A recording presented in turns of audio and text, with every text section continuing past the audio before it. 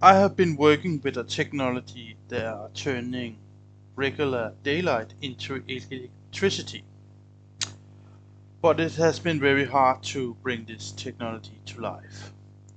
Probably because there are already solar cells which are doing that, uh, converting sunlight into electricity.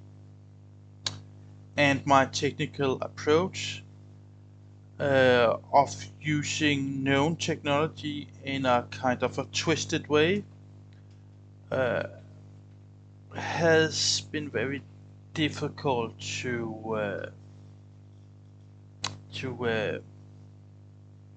yeah, it has been very difficult to apply that to other.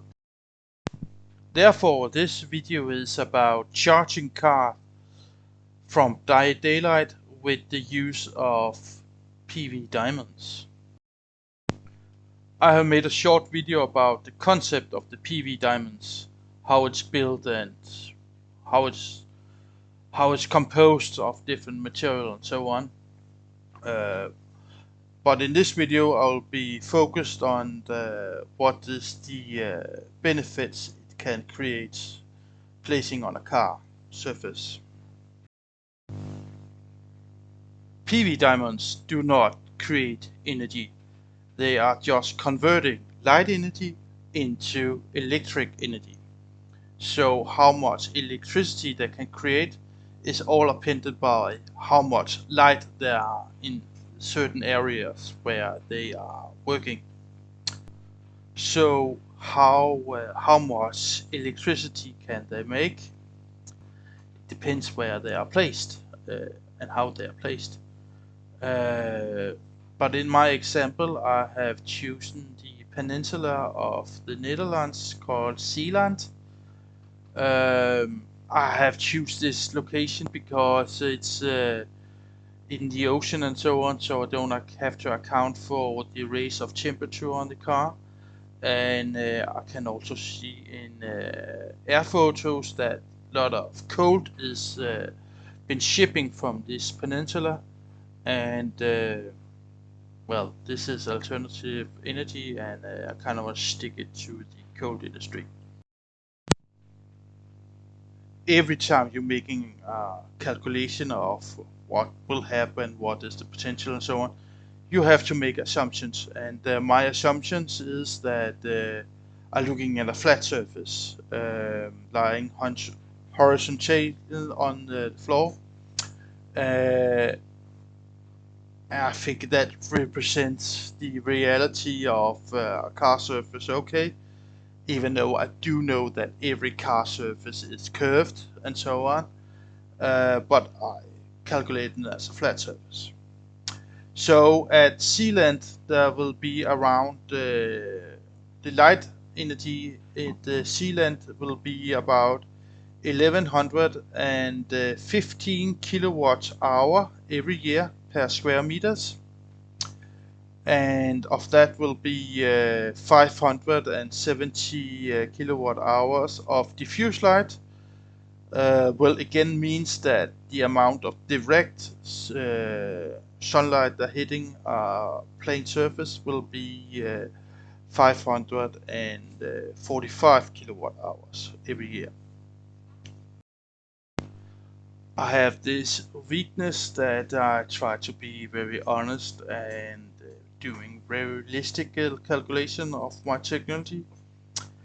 So I have to account that for the shades that will hitting the car.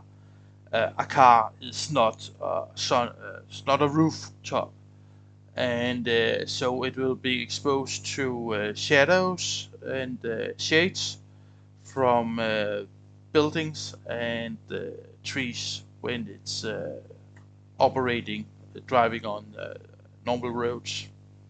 So I have to account for that. Uh, I assume that 30% of the time will the car be in shades. This means that the amount of direct sunlight will be reduced by 30% and will now be 372 kilowatts per year. per square meter. Shadows do also have an effect on diffuse light, but diffuse light that already has been absorbed, reflected, and so on. So it has a far less effect on shades have a far less effect on diffuse light. So I have doing the assumptions that it will be reduced by 8%, which means that there will be on Zealand, Netherlands, will be 524 kilowatt hours of energy per square meters every year. So this is the energy that are available for the car, the netto energy. This energy has to be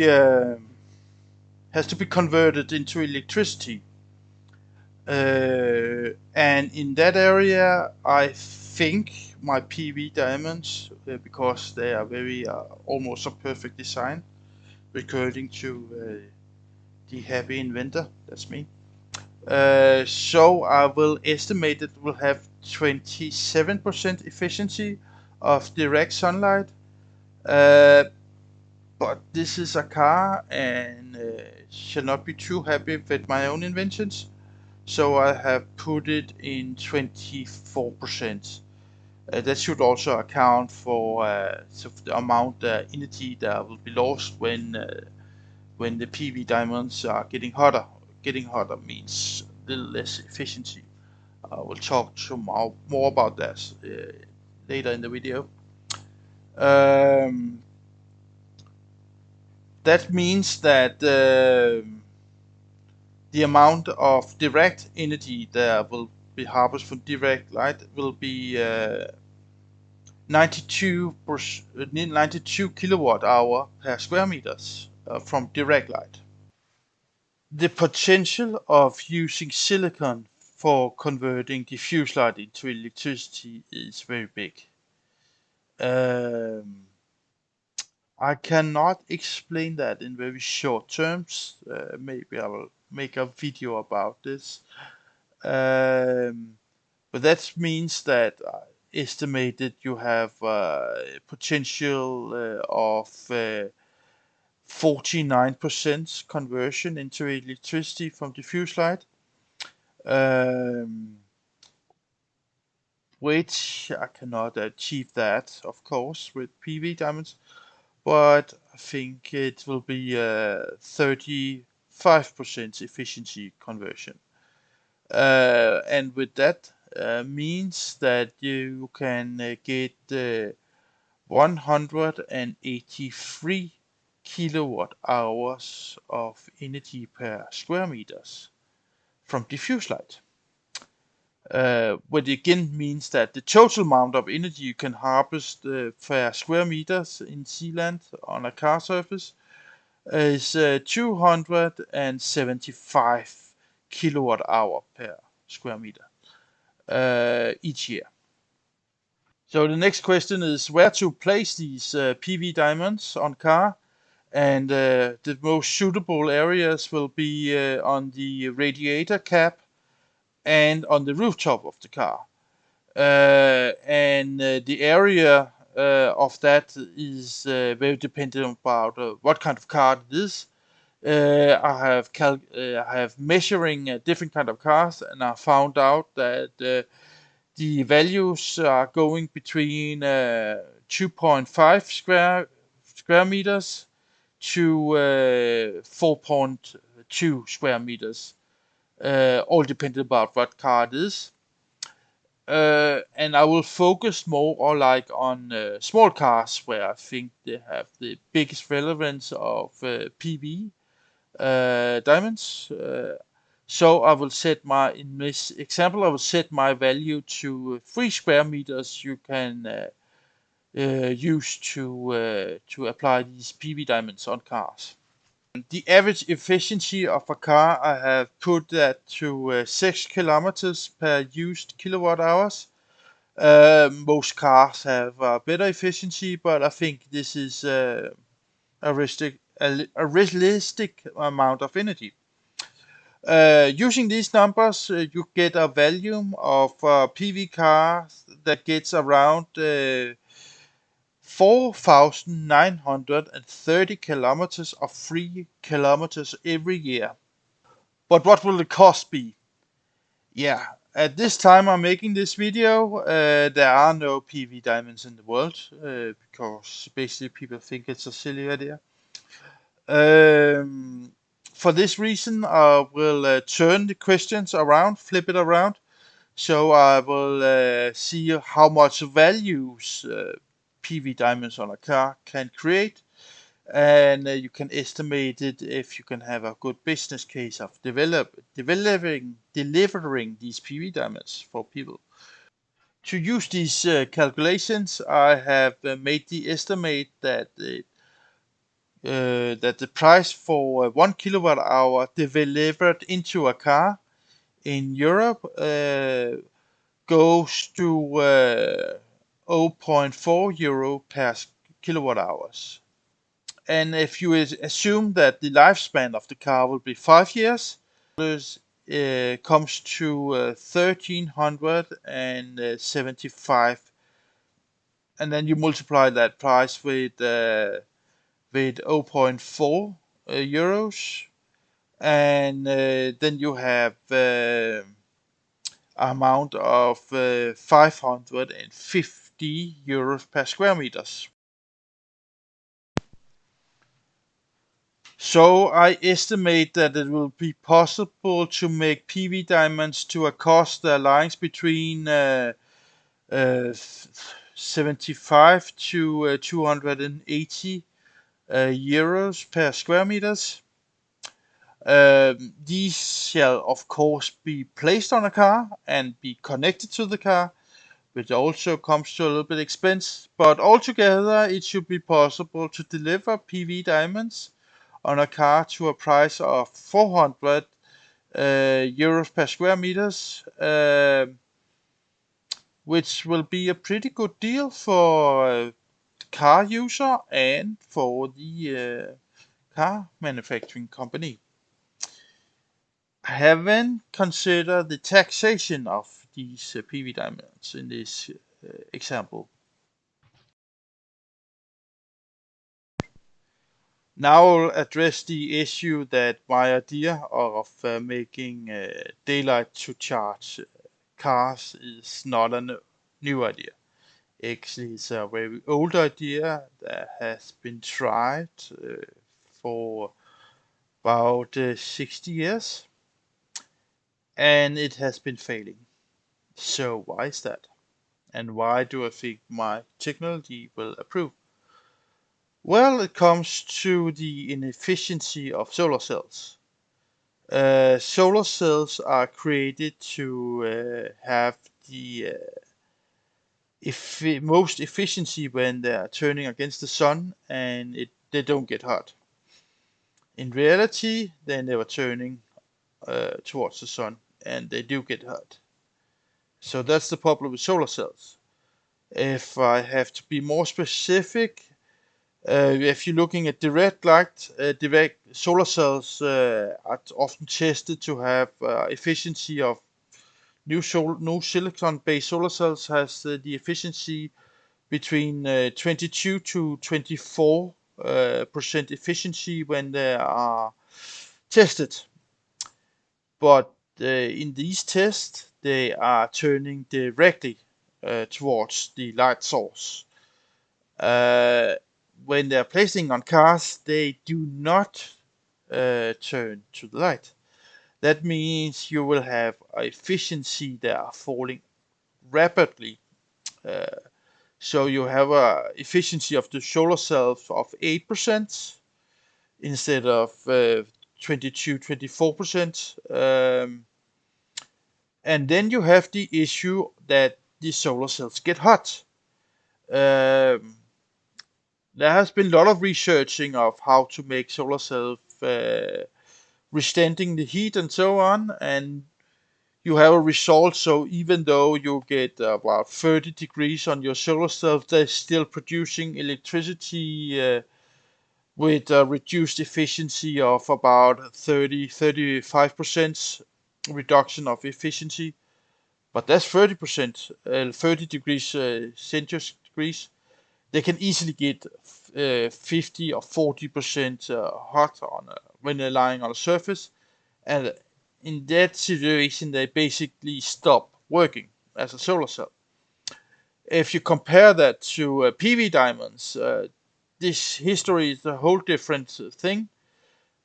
Basically, because you have the diamond structure, they apply on a diamond structure, and it's low temperature, high temperature, they still have diamond structure.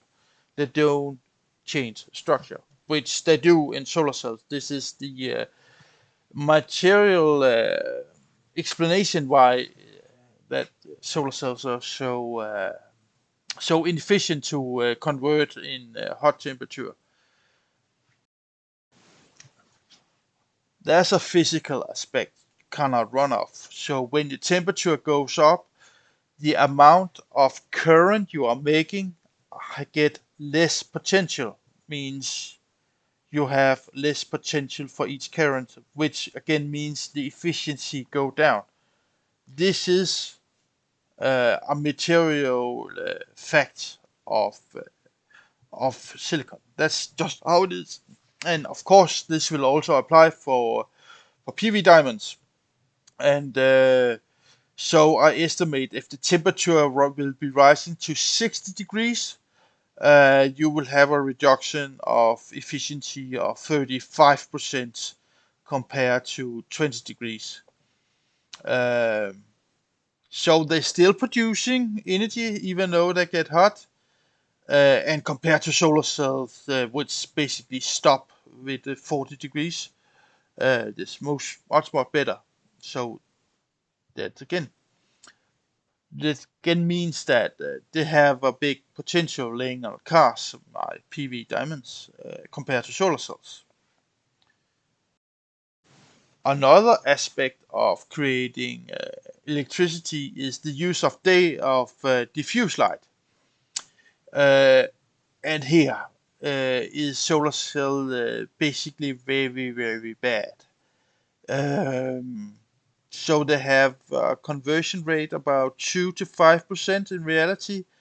Um, can you believe that? Well, you can go out, look in rain, a gray weather of solar cells, and you will see them. They always look like a mirror. They are, they're reflecting basically all diffuse light on their surface. The PV diamonds do not do that. They're leading all light, basically almost all light, into the silicon, which can be converted. So having an electrified car with PV diamonds, you still have to charge the car with connecting to the grid, but it changes basically everything, because you just putting it out in normal daylight will creating between 2.5 to 4 kilometers of range every hour. It's just standing there.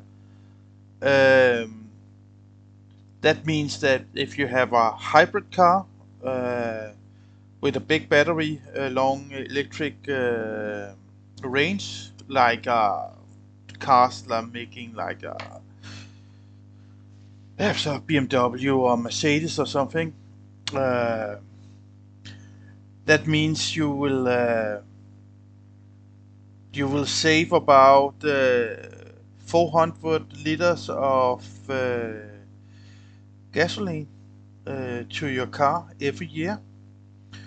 The normal problem with the plug-in hybrids is that they're not so much plugged in. They're just you're using the electric engine, just more like a power booster. You have a more faster, speedier car. And it gives a little better economy, but you're not giving like full value for the electric capacity your car have. With PV diamonds, you have that capacity, or you have more of that capacity given to you for free. When in wintertime you don't creating so much energy, but still you're creating between 700 meters to 2 kilometers every hour. The car is standing out there in a normal daylight, even in gray weather in wintertime. Of course, the time of daylight in the winter is not that long. Here in Denmark we only have 7 hours of daylight. So using PV diamonds is something that can really change the game on the whole electrified cars, because you have a source of energy that are connected to the car, and it will work all the time when there are daylight. It's especially for cars that have small batteries, like small electric cars or hybrid cars. So I have been fighting to get a starting point with this technology of the PV diamonds, and it has been hard.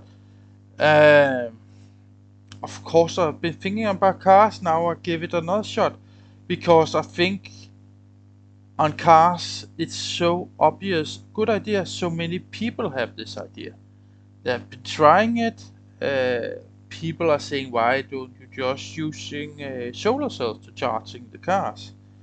In this video I explain why, and why it's failing, and why the PV diamonds is the right solution. And so creating PV diamonds to cars is something that can get it started. And when the first PV diamonds have come live to that technology, it can spread to rooftops of buildings. It can spread to covering protection over infrastructure as roads or railways, cycling lanes, and so on. And then you have the foundation for energy to run our civilization next 100 million years. Of course, there are more to it. You need other technologies also. But this gives a reliable energy source every time the day there's daylight.